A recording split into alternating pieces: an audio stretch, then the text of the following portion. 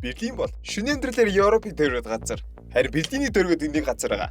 Энэ бол техно бүжгийн ариус өмг эздэг дэлхийн хамгийн алдартай нууц клуб Berghain.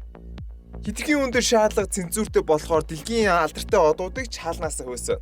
Elon Musk, Britney Spears, Justin Bieber, Robert Pattinson гişрэнэ. Тэгвэл яаж явж байгаа Берлиний дэлхийн хамгийн алдартай клуб болсон бэ? Яагаад залуучууд бүр энэ газрыг зорж байна вэ? Сануулга. Клуб бааруудад 21-с дээш насны хүмүүс л орох хэрэгтэй ба энэ контентэд цэвэр мэдээллийн зорилттой. Ямар ч хувийн үзэл бодол ороогүй болно. Түүний түрүүнд бид Berghain гэж ямар төвтэй газар болохыг ярилцъя. Berghain нь 2004 оноос хойш үйл ажиллагаа эхэлсэн боловч түүний түүх нь үүнээс хамаагүй эртнийх юм. Berghain-ы түүх 90-ад оны ихэнх үеэс эхэлдэг. Тухайн үед техно хөгжим дөнгөж гараад удаагүй байсан бөгөөд ижил үүсдэн байх нь нийгэмд хараахан хүлээж зөвшөөрдөг байв. Клубын менежер Майкл Тефеле, Норберт Торман нар хуваарай Берлиний иргэн тойронд янз бүрийн жижиг үдшилгүй зохион байгуулж эхлэв. Эдгээр үдшилгэн болохоор хоёр зорилготой байсан. Хардкор техно хөгжим. За, явсаар 1998 он ирлээ.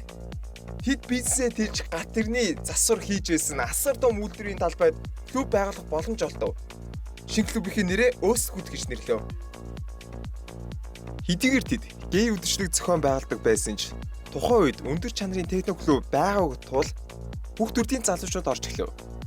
Тэд ч бууж өгч ижил үүсгэн залуучууд зориулсан газар байхаа болж техно сонирхдаг бүх залуучдын клуб болж өрөв. Östgut тэр газар очиод шууд амжилтанд хүрсэн. Дараагийн хэдэн жилийн хугацаанд тэд брэндээ өргөжүүлж Östgut-ийн яг 20 давхарт нь олон нийтэд зориулсан илүү зөөлөн техно хөгжимтэй Panorama гэх нэртэй баарыг бүтээсэн. Уулан томорсоор 2003 он ирлээ. Östgut дэлхийн давцанд гарах зорилготой байв. Хэдийн өмнө амжилттай байсан ч илүү шинэлэг зүйл хийх зөөр аргагүй болов. Учир нь техно хөгжмийн төрөл мэржлийн түвшинд хүрч дэлхийд даяар яг энэ төрлийн алдартай шөнийн клуб нэгдэж эхэлсэн. Өсөлтөөний эсрэг хамгийн том тактик бол ялгарал.